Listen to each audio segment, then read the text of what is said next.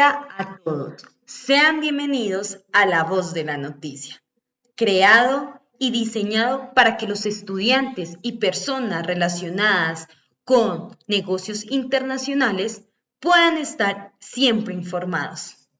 Esperamos que estén teniendo muy buen día. Y siguiendo con el hilo informativo de esta semana, hemos recibido muchas dudas por parte de ustedes. Por eso, en el día de hoy, hemos habilitado una sesión en que responderemos todas sus dudas e inquietudes respecto a cualquier tema económico que tengan. La semana pasada hicimos una publicación en nuestras redes sociales, @La Voz de la Noticia, para que ustedes dejaran sus preguntas y esta fue la que más se repitió. Bueno, Pepita Pérez nos dice vía Twitter, ustedes lo verán en la pantalla, hola, @Voz de la Noticia. Ya había escuchado sobre las teorías del comercio internacional y de los negocios internacionales antes, pero la verdad no tengo ni idea en qué consisten y cómo podrían aplicarse. ¿Me ayudan? Bueno, Pepita, para responder a tu pregunta, primero que nada tendríamos que decir que la globalización de la economía va cambiando a medida de que el mundo va cambiando, a medida de que el curso de la historia va cambiando, porque eso significa que hemos evolucionado y no tenemos las mismas necesidades de antes. Es por eso que hoy en día ya nadie piensa de manera local, todo el mundo quiere hablar de cosas internacionales, de expandirse, y así las economías buscan dejar de lado las políticas proteccionistas y empiezan a darle paso al libre intercambio. Y es por esa razón que nosotros, como estudiantes, les insistimos tanto a ustedes los televidentes de que estas plataformas son tan importantes, se vuelven indispensables porque es necesario que las personas estén preparadas, estén informadas y que puedan contribuir al crecimiento del comercio de sus negocios, del país, incluso a nivel mundial. Para responder la pregunta hay que tener en cuenta una cosa, que las teorías del comercio internacional son muy diferentes a las de los negocios internacionales.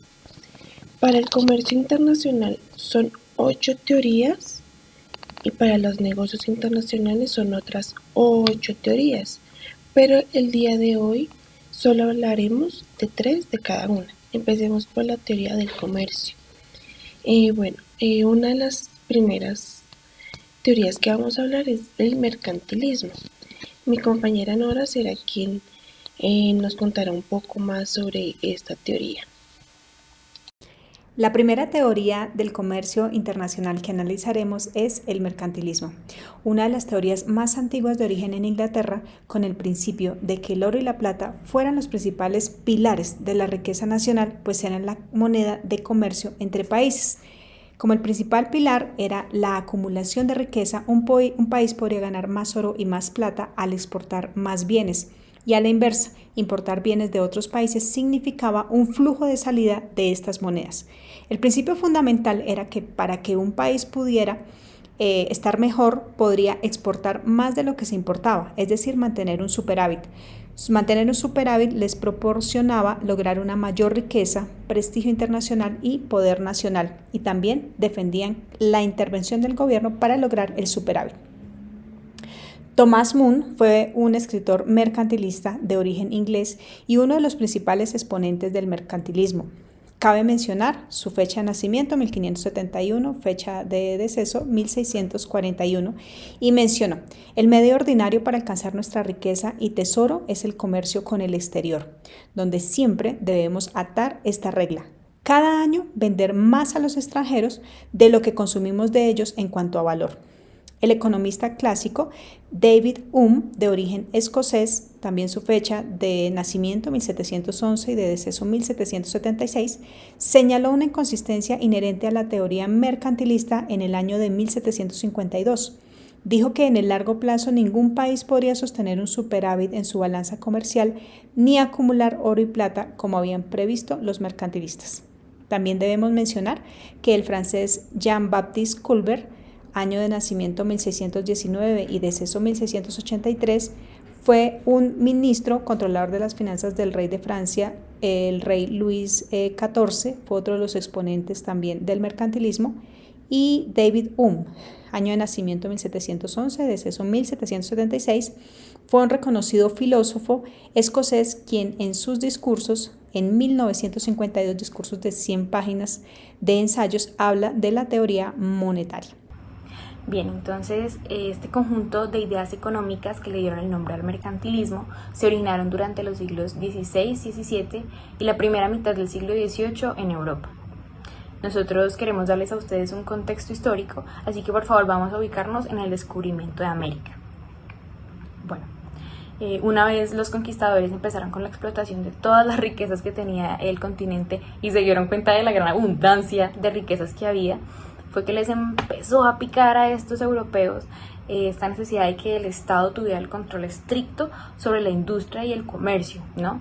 Entonces fue así que se empezaron como a liberar de los valores morales y religiosos de los que venían en la Edad Media, porque en ese momento se estaba considerando que la nación era fuerte y poderosa cuando traían en sus barcos todo lo que explotaban de las colonias.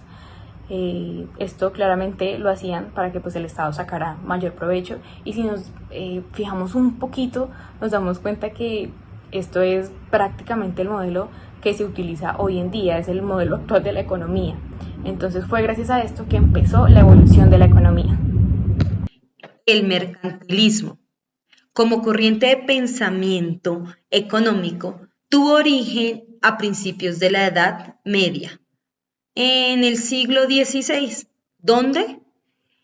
En Europa, y concretamente en los países de Francia e Inglaterra, tras sustituir el feudalismo. Ahora, vamos con mi compañero David, que va a explicar todo sobre esta maravillosa teoría. ¿Qué dices, compañero? El mercantilismo es un sistema económico y político donde los países que contienen o acumulan más metales preciosos son los países más prósperos y ricos, el cual generan un gran desarrollo económico y poder político, causando que estos tengan control en varios sectores del comercio frente a otros países, ya que tienen más opciones de lograr exportar e importar otros productos que logren fortalecer sus economías. Gracias, David, por esa breve explicación. Bueno, ahora les contaré algunos ejemplos que se han presentado en esta teoría. El primero es que todas las importaciones que se realizaban en Europa tenían que pasar primero a Inglaterra y luego pasar a Europa. Bueno, otro ejemplo es que bajo el Imperio Británico, la India tuvo restricciones para comprar las industrias nacionales y se vio obligada a importar sal del Reino Unido. Bueno, las protestas contra este impuesto a la sal llevaron a la revuelta del impuesto a la sal, que fue liberada por Gandhi. En Francia del siglo XVII, el Estado promovió una economía controlada con estrictas regulaciones sobre la economía y mercados laborales. Y por último, este ejemplo también es que aumentó de las políticas proteccionistas tras la Gran Depresión. Los países buscaron reducir las importaciones y también reducir el valor de la moneda, dejando el patrón oro.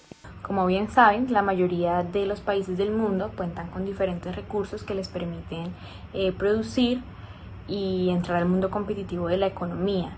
Es por eso que ahorita vamos a hablar de la segunda teoría del comercio. Esta es la teoría de la ventaja absoluta. Si eres capaz de producir un producto de buena calidad a menor costo y eficiencia que otra persona o que otro país, hazlo.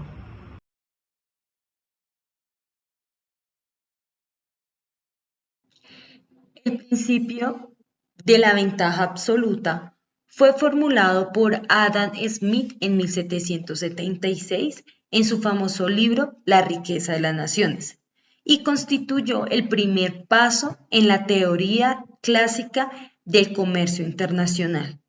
Posteriormente también fue desarrollada por David Ricardo, Robert Torrens y John Stuart Mill.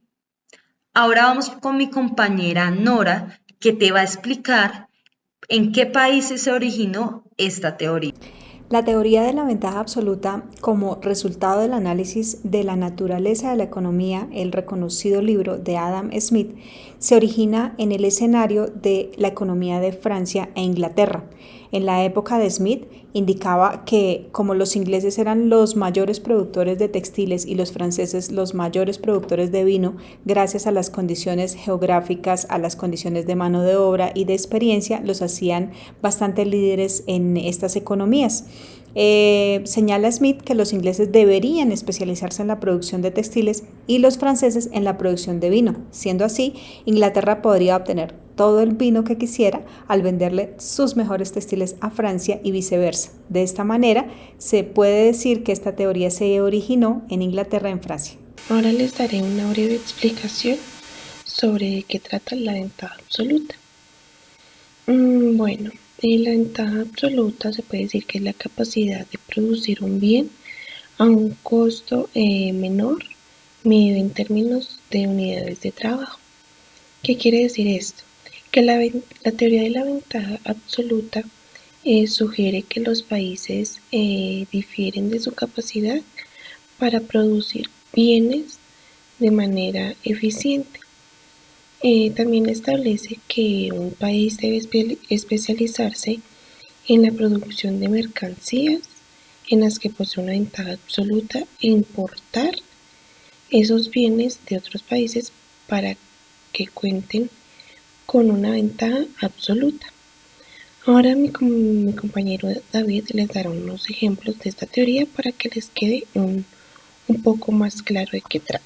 Como ejemplos podemos encontrar el café que exporta Colombia, que se ha logrado consolidar como uno de los más ricos y suaves en cuanto a su sabor, destacando que es uno de los que más produce en el mundo y que es fuente principal de su economía en el país. Michael Jordan, como el rey del básquetbol, en este deporte hay varios jugadores que destacan como LeBron James o Kobe Bryant, pero aún así el gran referente de este deporte ha sido Michael, agregando que tiene su sello dentro de la marca Nike con sus tenis Jordan y en las camisas del Paris Saint-Germain, reemplazando el logo de Nike por el de él. Por último, podemos encontrar Amazon, esta gran empresa que resalta frente a las otras, ya que es el que tiene el portafolio más grande en el mercado en línea, destacando también que es la que entrega sus productos en menor tiempo.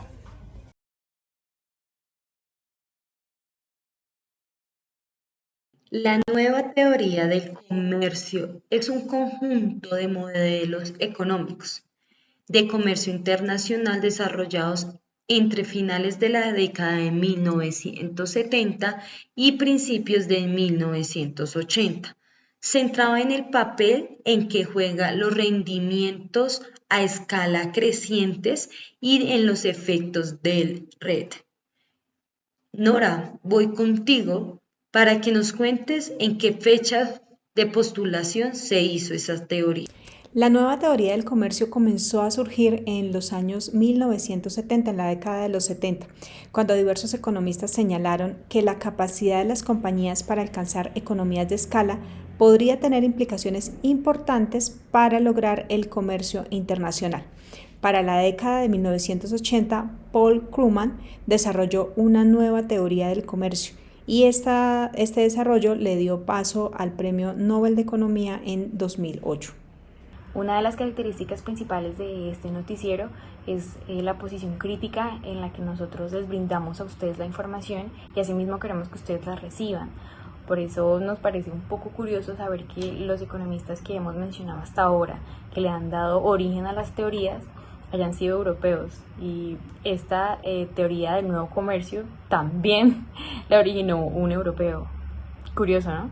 La nueva teoría del comercio dice que si un país se destaca en la producción de un bien, logrando que alcance economías de escala, el cual ayude a disminuir los costos de producción y comprando también los productos que no produce con empresas que también estén especializadas en algún bien, estos pueden aumentar la cantidad de bienes, bajando su costo de producción, generando que estos bienes estén al alcance de varios consumidores en varios países. Después de esta pequeña explicación, les daré un pequeño ejemplo de la nueva teoría del comercio.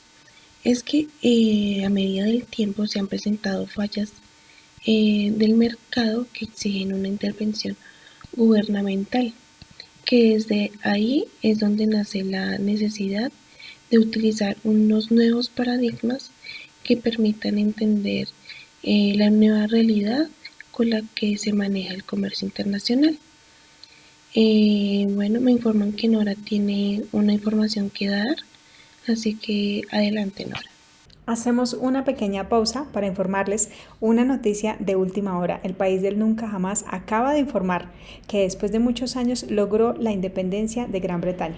Como bien sabemos, el líder del movimiento independentista se ha pronunciado hace unos días diciendo que su primer labor sería empezar a incentivar la economía del país después de que hayan tenido que regalarle todos sus recursos a la economía de Gran Bretaña. ¿Creen ustedes que podría aplicar algunas de las teorías que estamos analizando? Estamos siempre pendientes de ustedes en redes sociales en @lavozdelanoticia. Muchas gracias, Nora, y qué interesante, ¿no? Veremos cómo se desarrolla la historia del país de nunca jamás ahora que se han independizado de Gran Bretaña, ¿no? Ojalá que puedan tener en cuenta las teorías que les hemos socializado el día de hoy para que tengan un muy buen resultado. Nosotros continuamos con lo nuestro. Ya hasta aquí hemos terminado de contarles a ustedes sobre las teorías del comercio internacional para abrirle espacio a las teorías de los negocios internacionales. La primera de la cual vamos a hablar es Transaction Cost o costo de transacción. Esta surge como resultado de que la gente se haya querido ahorrar una plática, pero mis compañeros les van a explicar un poco más de en qué consiste. Las primeras nociones de esta teoría fueron introducidas por el economista Ronald Coase, ganador del Premio Nobel en el año 1991 por su aporte a la importancia de los costes de transacción y de los derechos de propiedad para el funcionamiento del mercado. Pero es Oliver Williamson, un economista estadounidense ganador también del Premio Nobel en el año 2009, junto a Elinor Ostrom por sus contribuciones a el análisis de la gobernanza económica, quienes le dan forma a lo que conocemos hoy día por la teoría de los costes de transacción.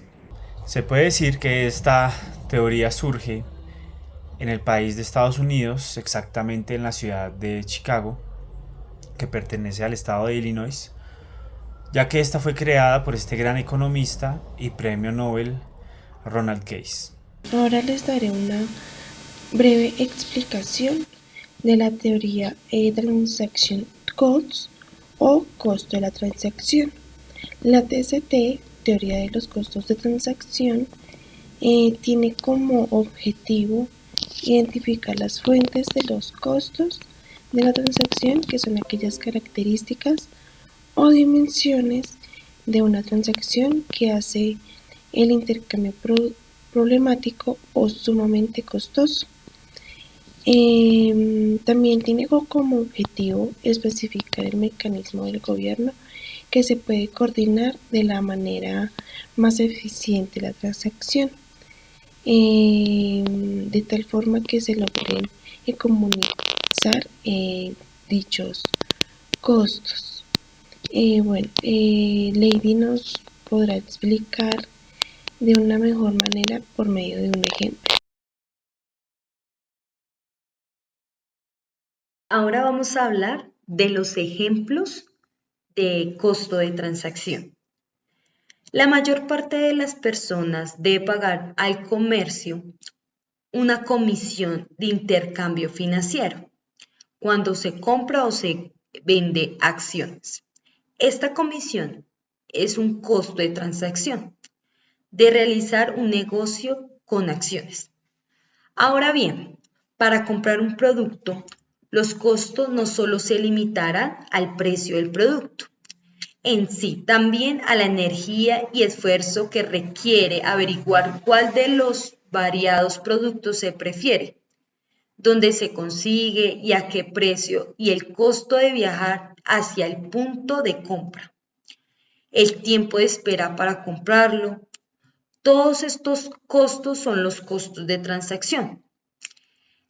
Por eso, cuando se evalúa racionalmente una transacción potencial, es importante considerar los costos de transacción que podrían resultar significativos.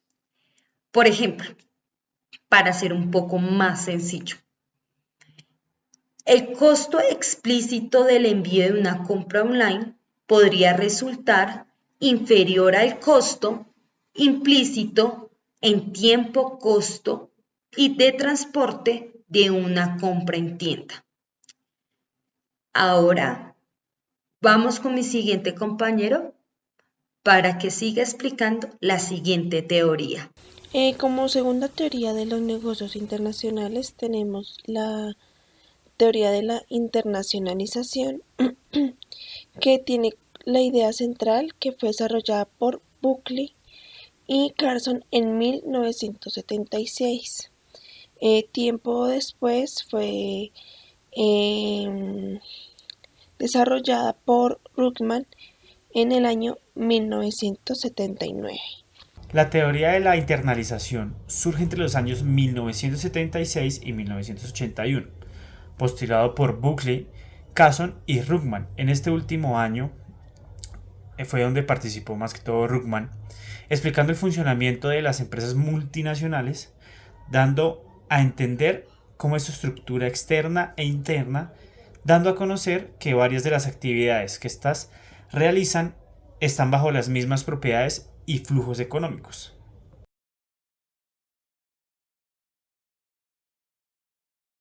Esta teoría plantea que la internacionalización se fundamenta en el reconocimiento de las imperfecciones del mercado y el conocimiento, siendo este el último valorado significativamente para determinar el grado de inversión por parte de las organizaciones, según Buckley y Carson en 1976.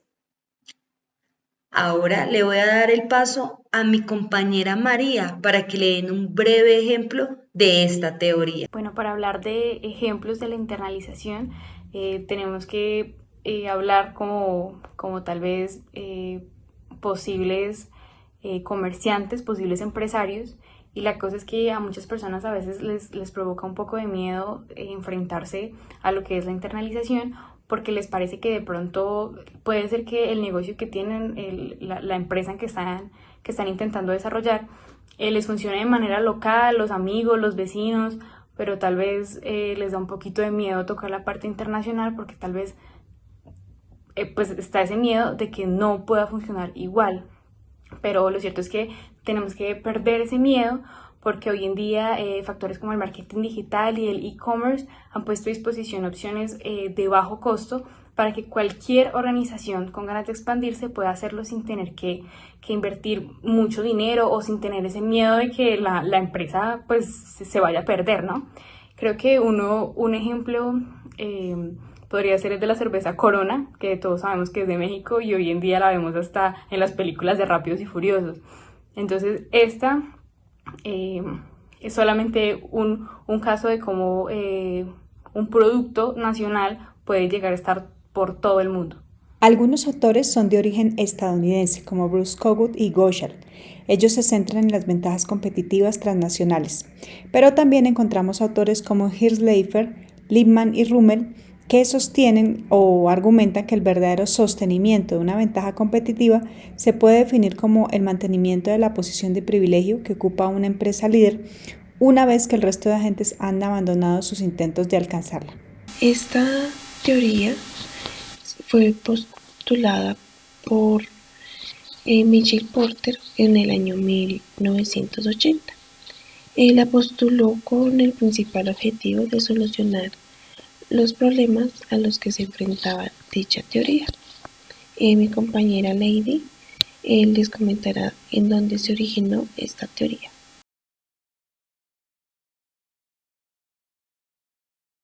En 1980, Michael Porter, profesor de la Harvard Business School, publicó un libro de Competitive Strategy, que fue el producto de 5 años de trabajo de investigación industrial que marcó en su momento un hito en la conceptualización y práctica en el análisis de las industrias de las competencias. Podríamos definir a la ventaja competitiva como una característica única que tiene una empresa y que, como su nombre lo indica, le da cierta ventaja competitiva frente a otras empresas, frente a otras ofertas del mismo producto, haciéndola la mejor en esa actividad que se esté desempeñando.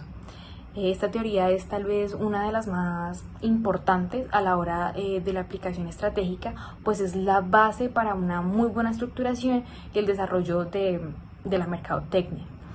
Cabe resaltar que la característica que tenga la empresa que le dé la ventaja debe ser única, no debe ser fácil de encontrar y debe ser sostenible en el tiempo.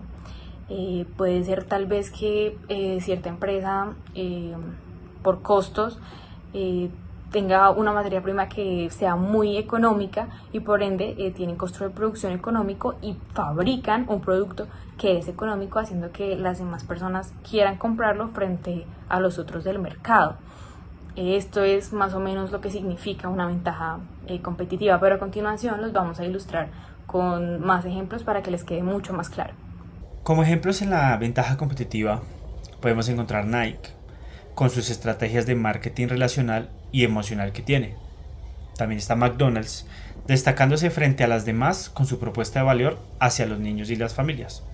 Por último, podemos resaltar Apple, que es una marca de lujo exclusiva donde resalta su precio y calidad, siendo la número 1 en el mercado. Sí. Atención chicos. Me acaban de informar que tenemos otro titular de última hora. El país de nunca jamás se ha pronunciado para comunicar que tras su independencia de Gran Bretaña utilizará su mayor recurso de producción, la fruta exótica, para comercializarla, haciendo de ella promesa para que el país tenga una exitosa escala económica.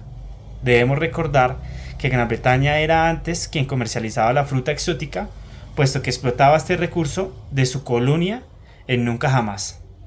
Este país es el único capaz de producir esta fruta y al mundo entero le encanta gracias a todos sus beneficios, algunos incluso industriales.